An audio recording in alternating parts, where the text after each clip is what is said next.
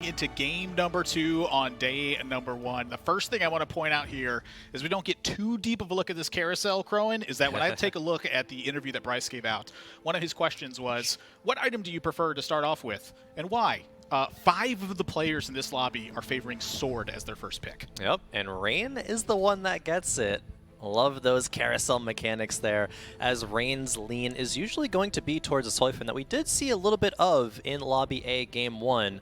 But Rain starting off with a lobby win. Last game it was with the Aoshin Dragonmancer. Ooh. Not something that players are going to be trying to cap their boards off, because it's kind of pretty much universally thought that Aurelion Sol is the higher cap, but still nice to know that if you're in the spot where Aoshin is the only option, it can still get the job done. Yeah, I definitely think the Dragonmancer spatula is a huge difference to that as well. And one of the biggest things I think to point out from Rainplosion's perspective is the dominant performances that she had during the Cups. These were absolute breakout shines that took place. And of course, I have this horrible memory of not realizing that Soraka 3's animation on the cast was going to be quite as decisive as it was, because it was just, and then it's over. Yep, exactly. Just a snap, and what happened? Yeah, I don't know. But no, Rain, I believe, has said that, yeah, she's going to be going for a Soraka 3 reroll. It's a pretty good strategy, so trying to do it yet again. I mean, I reroll 5 costs as well. You don't.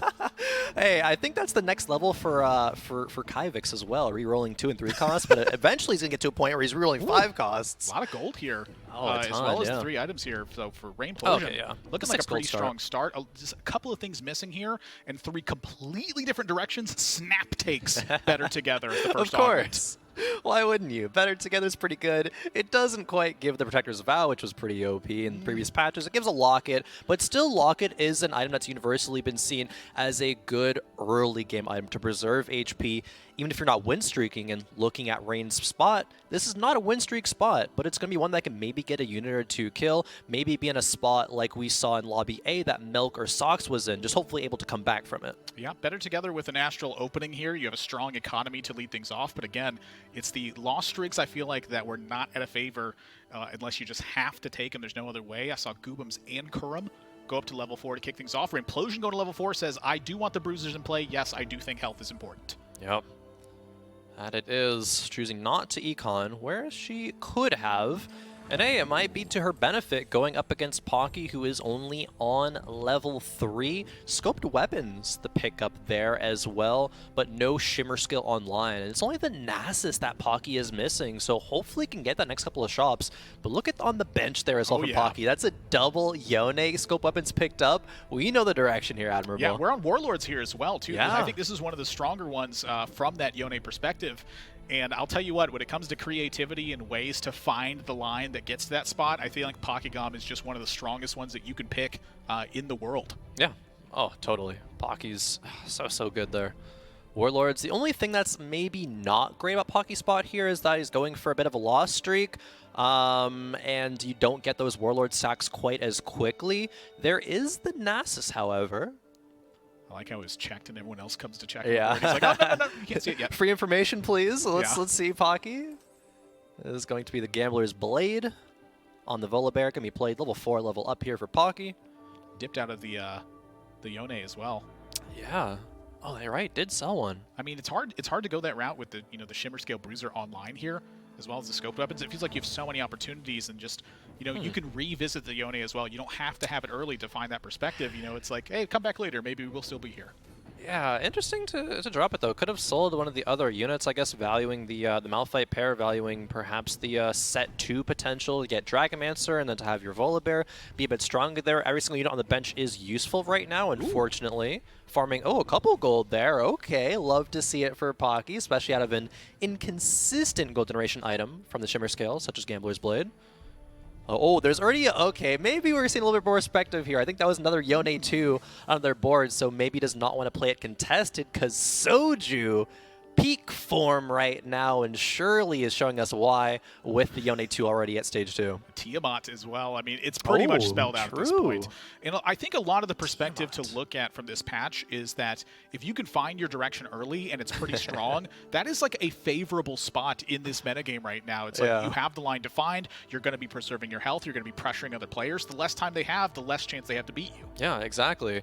Tiamat is an interesting augment, though. I think in the Dragon Cup, Cass and I were kind of memeing about, you know, tactics.tools and what the augment Tiamat says in terms of where it's ranked. And it wasn't that high. I think the average placement was like 4.99 if memory serves correctly. Maybe that's changed here. And sure, you can say, tactics.tools is not really worth it when you come into, you know, the best of the best and how all these niche situations and how powerful it's actually going to be. But certainly not a widely seen as strong augment there here for Soju. Yeah, Soju's going to be dancing on the win-loss perspective now. Kurum pretty strong board with the built different. Oh, already level 5. Strong on the build, the strength of the built different as well. Yeah, built different got buffed technically throughout its scaling because you can't pick up 2 of them anymore. Yep. It doesn't stack. So how strong is that right now? You know, it's been pretty hard to identify, I think, just because it shows up so rarely. Yeah. I think that was one of my first 100 HP victories. I got triple built different in one of my games in set 6. Yeah, that was why they nerfed it, I heard. Yeah. But no, it can't do it quite anymore. Couple players on 100 HP right now, Kurum and Goobums. Kurum did not have a good start to the day, if I remember correctly. Bottom 2 finish, and sometimes Kurum does get a little bit in his own head if he starts off pretty poorly, but hopefully can kind of bounce back after that last one. Oh, Sohm already being the pickup. That's the power of being level 5 already, as you get access to these 4-cost units, or, you know, 7 cost. We're talking about the dragons. The built diff, though. Yeah, I'm not going to be picking it up. Yeah, it's like, you know, there are pretty some rare exceptions to this. It's like having Guild in play, having some Guardians in play. That stuff can be real, but you pretty much just want to stack a bunch of different units that attack pretty strong as a general measure. It's like you're getting so much attack speed from it. You have like a natural front line that gets built because of the extra health. Like how much more do you really need? 2-star units feel great right now. Exactly. Build different, not a thing that people are that practiced on, right? You only get it in very specific scenarios, and you don't want to take it to the end game unless you have build different 2 or 3. But think about the units that are good with it. Things like Graves, like Neela as well. They don't have any, you know, sharing traits there, so if we can get online with that later on, would be strong. You can stick a Xayah in play at some point. Yeah, it's like Xayah you have well. So many AD perspectives to work with on this one. It is really about hitting those and making sure that your life total is high. Going to sell to make 10 gold here on a 4 streak. Yep. And if you get one more win, that's a 20 gold 5 streak, and that is just a massive lead over the lobby, I feel like. Yeah, I wonder the percentage. Like, say if Kurum loses a streak here, how much is percent chance of top 4ing goes down? It must be so high, actually, but Kurum, hopefully, with good positioning where the Rengar is going to jump, can make the difference in this fight. The Zyra as well. Even though it's still early game, Zyra is still a very high impact when it comes to CC units. Yeah, benefits a lot off of the build different as well. You know, the whole strength of Zyra is going to be multiple casts. Yep. So the faster that's attacking, the more casts you're going to get. But that Volibear finds the Ezreal right off the bat. Not great here for Kurum. Is it going to make the difference? It looks like it is, actually. Gambler's Blade farming gold as well off of Kurum. The streak looks like it's coming to an end, and all of a sudden, that percentage chance to win into top 4 goes drastically down there. It's not doomed for Kurum. Just would have liked to see that win come through. Bertosaurus, the only player on the hot streak as we go into Krugs. Yeah. And that is a 4 win that Bertosaurus is going to be on. And look at Dace's board here, kicking off with a Guild Emblem and a Rage Blade. Like, this is looking fantastic as the AD perspective from Dace's side. Yeah, Dace is a very interesting player when it comes to set 7. Has some kind of back and forth performances. Got to the final day of Jade Cup, but got day one out of mid set. So see if he's able to stabilize when it comes to the lack of consistency. Certainly a good start in this game, even being on that 5 loss streak. 50 gold, level 5, right? 60 HP is still not bad, and going the vertical guild direction. I think there's definitely some options here, especially when we think about what synergizes well with guilds. The Deja, throw a Rage Blade on that, that's already built. There's some outs here for Dace, so I wouldn't be too worried about him yet. Interesting on the item choice here as well. Do you want to slam a Stone Plate and have an extra rod? Or do you want to slam an Ionic Spark and open up some windows? Yeah, both are viable. actually. But so I guess the option is, what are you building for? You want to build for power right now, or do you want to build for a bit of power later? Ionoc's going to be a decent amount of power right now, and it looks like Dace leveling up to 6, still going to be able to be nearly 50 gold. Not quite there, but still very, very rich right now. Might go for the current power instead of later on.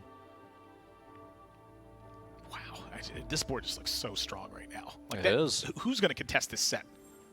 This goes for Stoneplate as well. Don't blame them. You know, you're going to need a front line at some point, and the earlier the front line it is, kind of the better it is. It gives you more flexible options, gives you a strength to keep that win streak going, and that's exactly what Dace wants to. Or I'm sorry, that's exactly where Dace wants to go right now. Yep. Is start that win streak up. It takes a bit to get there, but boy, is this team looking strong right now. It is. Dace, even though the 3 units in the back line were all lined up for Zyra, still good enough to take the win. Kurum, 20 gold, level 5, still losing, not looking great from that spot, but Dace snaps the streak, turns it around. Silver augment here on 3-2, so Yep. not one to write home about, but still an inflection point of the game. You're going to need something strong to go from here. And when I look at Dace's board here, I am pretty heavily favoring the idea of combat augment versus level 9 gold. Yeah, level 9, 45 gold. I mean, it's great if you have like such a massive win streak to open the game. They'd really consider that in. But if you're, lower HP like Dace was, I don't really think you can justify going for that. But Soju, I feel like this kind of solidifies the point. Featherweights. Yeah, with the featherweights here, it's driving home the idea of this Yone right now. You have the RFC built on here as well with the Hand of Justice. Like, this is absolutely feeling like that we are hard dedicated to this composition right now. There's still only 3 Yones, however, and Soju doesn't have that much gold to work with. Bench is pretty full, but going to be selling back up to 20.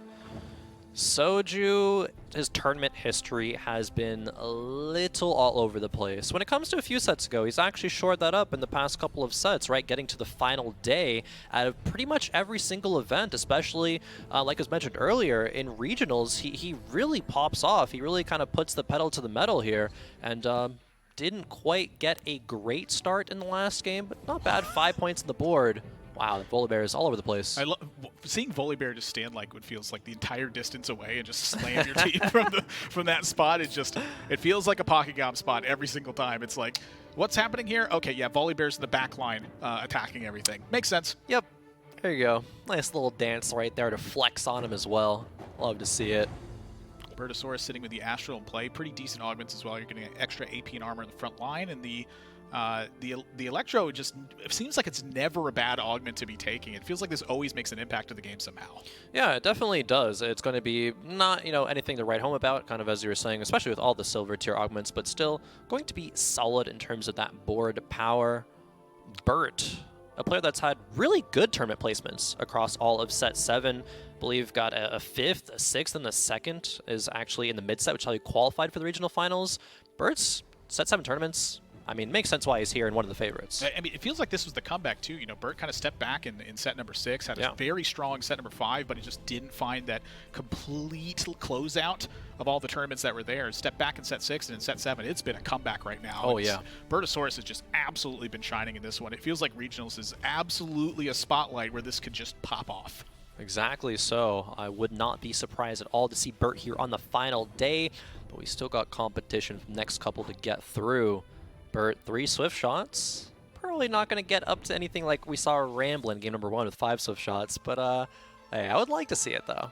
Bertosaurus, I want to say too, feels like they're in a pretty decent spot to go with the Seraphine composition there. Like, you have a Zeke's in place, you have kind of the right items going forward. You have a pretty healthy life total that's going on with a decent gold count. It's everything's kind of lining up to be in that, okay, well, let's just get a Graves on the board and make sure that we stay at a high life total and find ourselves in the top 4.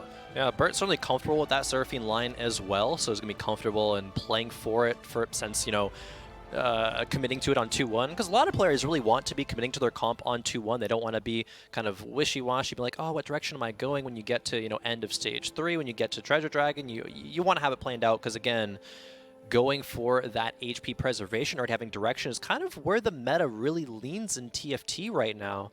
So as we take a look at Degrees board, another Shimmer Scale player, I feel like we're going to be seeing a lot of those admirable Shimmer Scales, Volibears, Zeeks all around. I'm liking the double trouble here as well. Sometimes it's important to cut back on it. So seeing that second Olaf hit the bench, I was like, you know, this feels right to me. Get the extra synergies in play and take advantage of the the double trouble that's holding all your items right now. Exactly. Even though the other Volibear is going to be just kind of there for fun. No, the double trouble is really good. Volibear versus Volibear on both sides here. Pockies, though, has a lot of attacks through the scoped weapons. The RFC, the Shiv, look at him go. He's already farmed 2 gold. Can we make it 3? 3, please? RNG? Oh, there we go. Oh, wow. And getting the win. Pocky Gum. The rich get richer. Exactly.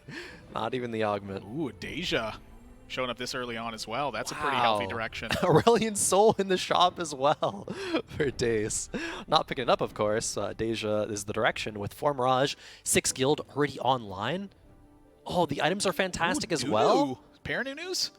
I am loving this spot from Dace right now. I don't think the health total's too grand at the moment, but you're at 49 gold. You have already the Deja in play. You have wonderful items for this. Yeah. Like, are you sticking to this line, or are you going a different direction? Like, everything feels like this is great for Dace. All the pieces are lined up here. The only thing to do is 2-star some units, push some levels, and kind of just pray that Deja does the job. Deja's a composition that very much can do that. It's a comp that's on a lot of players' radars as one of these strong ones, kind of right up there with the Soifens, with the Seraphine Graves. Dace in a fantastic spot, especially like you called out Admirable, the Warlord's Honor. As soon as you can stack that all the way up, it's going to be that much better as well. We'll say that Seraphine feels like one of the compositions that can fight against this. And looking at Rainplosion's side, it feels like that's the direction they're going. And it looks like 100 on the Lagoon stack coming into the Stage 3 creep round. And that is a pretty big difference here, but you can see why this Deja is such a dangerous unit from the other player's perspective. The Rage Blade just builds it up, and with that guild plus the Hextech Gunblade, you have so much strength being dealt out amongst your team. Yep. Get the Omni Vamp there, and the guild, or excuse me, the Gunblade as well to be getting you that lifesteal, attack speed as well, just everything there. That's why guild is such a good emblem on the Deja. Seeing Goobums on the hot streak right now. Yeah. 92 HP, streaking fully. Wolves rounds going to be important for a lot of players, but not that important for Dace, actually, because a lot of the items that he needs are kind of already there. I noticed that Dace didn't take the Nunu pair as well here, favoring the gold. Valued gold? Oh, Nunu will come back. Wow. Or... Oh, wow! What? That is huge! My gosh! Can slam the Hodge on it as well. Let's talk about didn't even need any good items to come through, but gets one regardless. The game's playing itself for Dace right now. It's like the Exiles, too, is favoring this style of play so much. It's like the fewer units you have in play, the more flexibility you have on your position. Yeah. And the Exiles really shores that up from that spot here. It just, again, like you said, it feels like Dace's board is just, it's being dealt to him right now. Yeah, it very much is. And this is a great spot, especially if you're coming off of an 8th place, 1 point there for Dace. Not a good spot after game 1, but having the game kind of play itself for you really gives you a good mental reset point where you can be like, all right, we have a good game. Let's just hope that we can carry this through.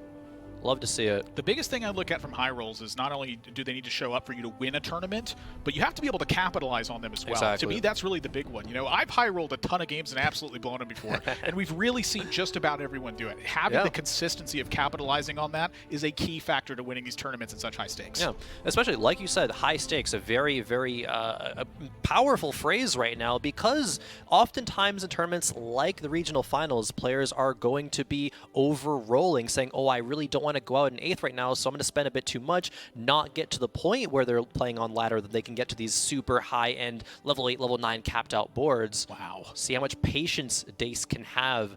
Where do you go with this? Like, everything feels like it has an impact right now. You have Exiles, so the extra health from the Cybernetic, the Axiom Arc being favored from the Deja side, re-rolling here, finding another Cyber, a Celestial Blessing, a Scoped Weapons. All of these feel viable right now. And that they do.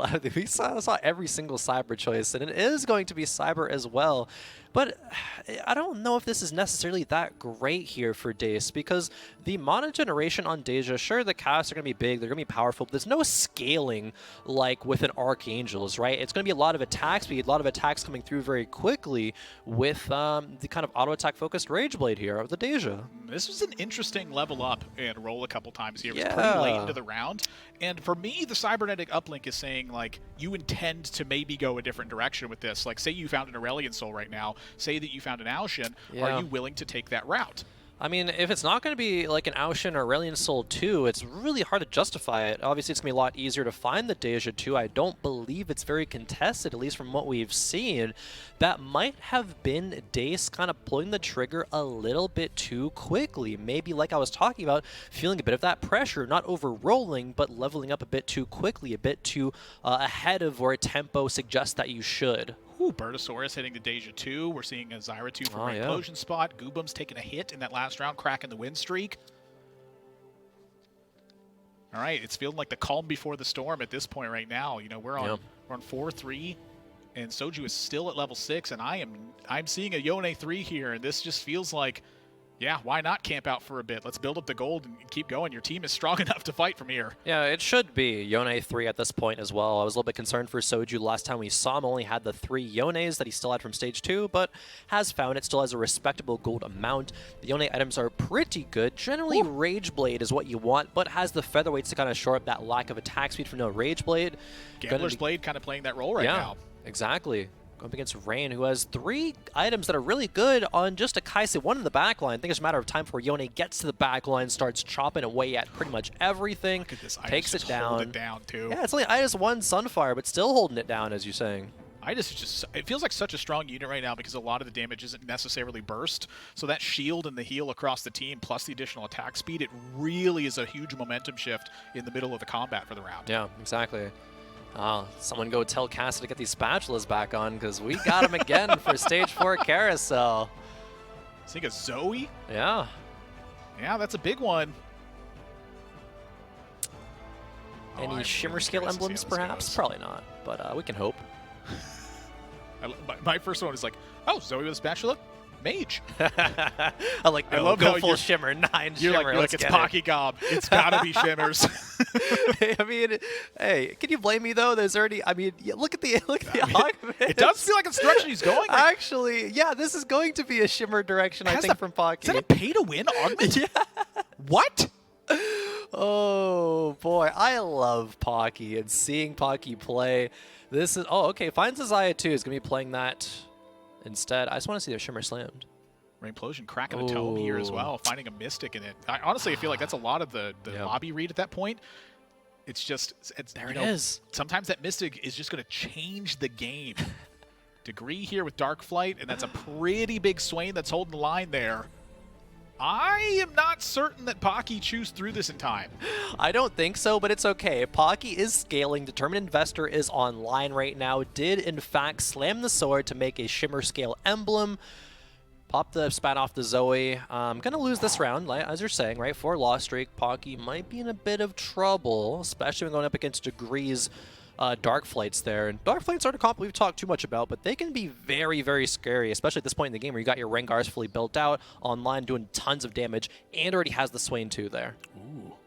Parazia's getting found. Yeah. This is a big deal for Pocky as well. Like, we didn't really talk too much about it, but this was a lot of, like, you know, the primary units not being 2-starred. I felt like was a really big difference in that one. Honestly, it could have been the entire difference of the last fight. Yeah. 5 Zayas now that are picked up. I don't know if this is really a spot where Pocky can be thinking about going for Zaya or Volibear 3, however. Well, you have the Diamond Hands coming up with the champion duplicator that you're going to get from that. 7 more rounds to get there, though. Yeah, I'm kind of curious that that item wasn't unequipped, and then put back on at the critical timing there. It's such a tiny little thing, but that could be a big difference. When I start to see this, it definitely feels like Volibear 2 was a massive upgrade for this board, and I feel like Pocky now is in a spot where they can actually potentially flesh this out in the right order. Is Pocky get punished though, like you're saying, not taking the item off of Zoe? So yeah, that's -1 stack. It's looking like, unless Deja can help out Pocky Gom. Okay, Pocky never Gom, punished. He just gets it. Wait, is the Zaya not enough? Oh my goodness! I guess punished, actually, a little bit. Okay, interesting there. Pocky sitting at the bottom of the lobby with 27. So it's a pretty tight lobby, I think, from top to bottom here. We're looking at 59 from Kurum, all the way down to 27 at the bottom. That's pretty close, I think, all things considered. We've seen these giant gaps oftentimes as we reach the Treasure Dragon here. Not that large of a gap, but large considerations to make for Pocky. Plus a Jeweled Gauntlet being offered? Plus a Stone Plate for your front line? That has to be tempting, but there's no units right now that can really make utilize the JGIE combo that well. Whoa. I mean, you could put it on Zoe, but she's just a Zoe 1, no mana generation items. There's an Itis, there's potential. I think this could be a really big deal. He's 9. got 7 He's got seconds 9. to flesh this out, though. He's got the 9 Shimmer. This needs to put the extra Shimmer on the bench, onto the Bard, and there's going to be the Crown of Champions coming in after that. Whoa, this is a really big deal. So how do you actually like shape this one out? Is this the board that you want to have right now? It has to be, right? Where else could Pocky go from here? Well, the Bard is the one difference that can be made as a difference. Well, yeah, Soraka going to come in and says, sure. "I want the extra HP for this." Like the Oh, HP on your legend, not on your team. All right, Pocky, you gotta stop being dizzy. Gotta start putting some items here. Stoneplay on the Itis, Sunfire as well. Titans needs to go somewhere. IE needs to go somewhere. There's so much that still has to happen. But the Crown of Champions, where did it even go? It got on a unit Soraka at the start. It went on a unit that died pretty much instantly. That's the Siphon. You know, I don't know if the placing the items would have been that big of a difference in this particular matchup, but that certainly can be a big difference. Oh, Pocky. Like, even if it just cuts the damage that you're taking, that's a big deal. It has to be, right? It's just a game of inches when we get to this late game stage 5 TFT where there's just 2 or 4 HP, could save you a placement, could save you like tiebreakers, make it to the next day. So much on the line here for Pocky. Crown of Champions on the Soraka, as you mentioned. Another Volibear 2, but cannot justify buying it. Too far away from the Volibear 3. Still rolling down, hoping to find some upgrades. Zoe 2, Yasuo 2. The Xayahs probably should go as well, because Xayah 3 is a bit too far out of reach. Admirable. Pocky, there's so many decisions to be made, but they're just not happening. They're not coming through. Still more item components on the bench as well. I don't know if this is like the items you want to have from this spot. It's really tough to say. Oh, there it is. JGIE. I'm so afraid of this Deja just wiping the board right now. Every Soraka auto attack. No. It's going to delete a unit once it gets the 5 stacks. There it goes. That's a big diff. The Xayah got saved again? for just a couple attacks, but again, the Deja I think is just too powerful right now. There we go, but no, not going to be able to get to stacking again. And Pocky, 9 Shimmer scale to 8th place. Bertosaurus next on the chopping block alongside Rainplosion in this one. And honestly, I'm pretty surprised when I look at this. Rainplosion's board looking pretty strong right now. Ooh. This is at the bottom. Well, Pocky at the bottom, but you know, at the next coming. My goodness, like This is crazy. This feels so tough. 6 Guardians. Not often the players reach this breakpoint. Has 2 Mystics online as well through that Mystic emblem. Aurelion Soul 2. How did Rain get here? Aurelion Soul, talking about the dragon that is best in slot, can carry you to some first place wins. Triple Zeeks buffing up as well with Better Together. Oh, let's just watch this Aurelion Soul Admiral. It's going to be beautiful. It's against the Yone 3 though on the other side. Jeweled Lotus stacking with that Infinity Edge as well. Aurelion Soul just not clipping the Yone. Yeah, not yet. There we go. That's Right a now. hit. That's a big one. Needs one more.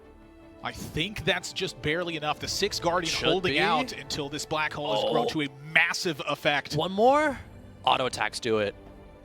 Soju taking the hit. Bertosaurus out in 7th place. Dace and Kurum sitting at the top with some hot streaks right now. Oh, full dragon carousel. More guardian emblems to consider as well.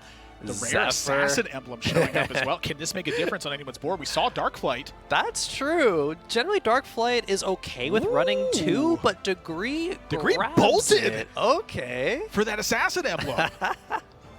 Love to see that one. Okay, I am really looking forward to how this is going to look. That's an Itis 2. That's a Nasus 2. Nasus Your board 2. is upgraded now. Some good hits. Not quite certain what the last roll was necessarily, but For fun.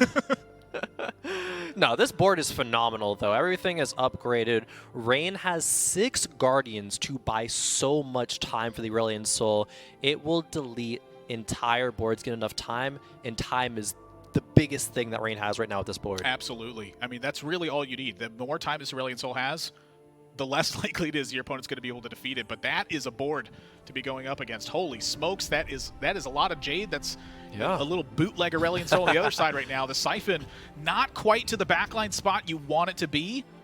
And that's giving the Aurelion Soul time. Really not good on that last black hole piece, though. The Siphon now charging in. Wow, can't do it. Wow. Rain. The Siphon board. It's just too much at a certain point. Raid Implosion going out in 6th place here. Soju taking a big hit as well. Kurum and Dace still on the win streaks. Wow. That Rain board, I really expected to be strong enough to top 4 in this lobby, but so many other people just have strong boards as well. The 3 Hodges over here on Goobum's side. And this is the tech where you can play Aurelion Sol as a 3rd dragon and have it shore up the weaknesses of Xiaoyu and Siphon, because they're just single target. They might grief you sometimes, but Aurelion Sol could be there applying Morellas to everything and have the supplemental damage that this board needs. I'm really... Oh, there's these Dark Assassin Graves. Assassin Darkflight Graves. Whoa! Yo, that's a pretty big difference to Yeah. how this Graves is going to work, but I feel like Can it do Goobum's anything? positioning was pretty good for this. Very good for it.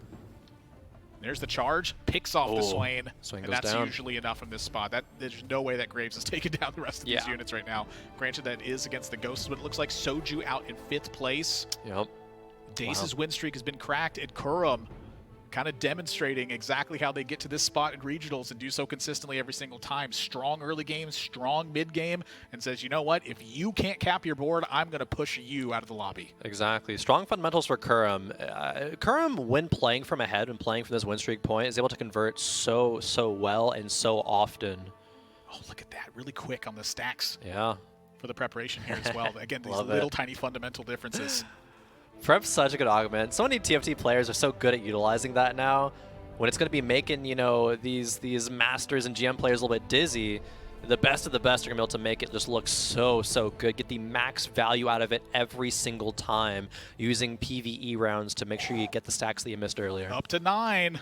There we go, up to 9. Aurelion Sol pair. Can you hit Aurelion Sol 2? There's the Rakan 2. Yeah, the Mystic difference. I feel like that's going to be a big one here. Still strong. Wow, pretty big change to the board here in this round as well. 0 gold left, but still, the HP for Goobums is safe. Not scared about being eliminated in the next couple of rounds. Has time to get this Aurelion Sol online. But look at Kurum's board here. Wow. Still the built different, running 2 Varuses, running the Graves, like I talked about earlier, as one of the best built different carries. This is built different being played at pretty much its peak, I would say. And this is 8 Varus that Kurum has. I'm seeing 2 more on the bench. Like, this could be an absolute pop-off. Goobum's taking a hit. Big hit. Look at that. The Graves of the Assassin emblem just brings... it's very rare that I have been in favor of Assassins, but when you can't just force the emblem through, it feels like it's a lot more heartwarming to see. Oh, there it is. Aurelion Sol 2 needs to find the gold, has exact amount to sell, and tier up the Aurelion Sol Goobums is so much stronger. If we replay that last fight against Kurum, Aurelion Sol 2 could have made the difference. Kurum still on the 8 Varuses, as we see on the bot right of the screen. No gold left to roll. Just picking up every unit that feels like it could make an impact. Yeah. Up against the Deja 2. So this lineup for Dace feels like it was cemented in place pretty early. Oh, yeah. And I feel like that shaped out the board. Now, Dace sitting at 9 here with no gold left. It's really just, can you find upgrades from where you're at right now? You know, that's just a hit or miss position at that point. It is really, you know, the Exile's kind of limiting your factor there as well. And I'm seeing this Aurelion Sol in the back line. This is certainly not something that I would have expected. Holding a Jade emblem, and it feels like it could be enough here. The Xiaoyu drawing the attention, the Black Hole having the time to become a massive force in this spot. I definitely didn't expect to see a Jade emblem Morello Aurelion Sol making a difference. If we think back to the carousel, the dragon carousel, I believe that's where Goobums picked it up, the Jade emblem on the Aurelion Sol. So it was identifying that spot from all the way back there and said, yes, this can be exactly what I need. And is doing it so quite well as you move over to Degree. Double Trouble Rengar 3, i.e. Hand of Justice. Still going to be buffed up by a lot of Zeeks as well. The Swains with the twin posse. It's just like, Yeah. what a board to be seeing right now. It's like, you are giving Exactly. up some of the Dark Flight value here, but that's the thing you have to do at the end of the game. Yeah, You want that that's third item fine. to just be strength at the end of it, and you are hoping this Rengar and this Graves can take down the back line in time to punch through that front line afterwards. The Rengar, though, just getting absolutely pushed out, not even close, and the Swain just not holding the attention from the Graves at that point, and now Degree getting collapsed on. Degree can't do it. Goobums does. Degree gonna be falling out in 4th place here, but a valiant effort in this lobby. Top 4 Dark Flights is not too shabby at all. Kurum still on the win streak. 9. This is through stage 6. Whew. Stage 5, stage 6 has belonged to Kurum. That's crazy, considering that this is when the built different boards you'd expect to lose a little bit. It's only a gold built different, right? You haven't hit the Varus 3, but still it is good enough. Kurum in such a good spot right now, takes the Zeeks off of the carousel. It was a BT and a Shroud for the others. I mean, is this where that buff from Built Different really makes the, takes the shine in a spot like this? Yeah. It's because I agree with you on the old one. I definitely expect it to kind of start to fall off in this perspective, but that buff, is it enough to make sure that it can shine through in these spots? The answer is looking to be yes, Admirable. I mean, kind of nowhere else to slice it. Goobums BT goes on to the Aurelion Soul. It's going to come down to a lot of where this Shroud goes, and if Aurelion Soul has enough time against the 8 Guild Deja from Dace. Ooh. I see that front line from the Jace there, and it's like, can you get through this one in time? The Siphon, I think, really going to be one of the stars of this lineup in this fight right now. The Jace not able to hold for too long in this spot, still kind of just barely hanging on by a thread. Yeah. The Siphon now has found the contact with the Deja, and that's enough for that one. Goobums absolutely shining through in this fight right now.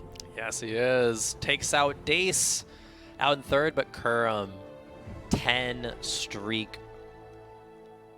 And the improvement is like literally it's level or it's Varus 3. Yeah.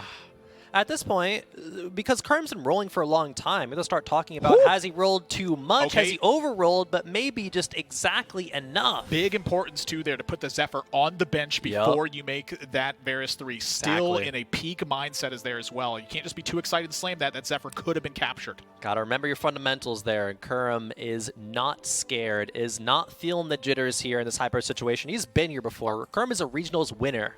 Cheese It is Zephyr showcased here. available as well. Oh, this Varus just feels like it is absolutely popping through. The CC onto these units feels like it could be a big deal, but Goobum's board's just so strong. The Siphon gets to the Varus in the back line, nearly one-shots it. Going to be dashing away, however, giving the Varus more time, but no, the Aurelion Soul. Graves Can't do it. The king can bleed. Kurum takes his first loss in 11 rounds. Kurum.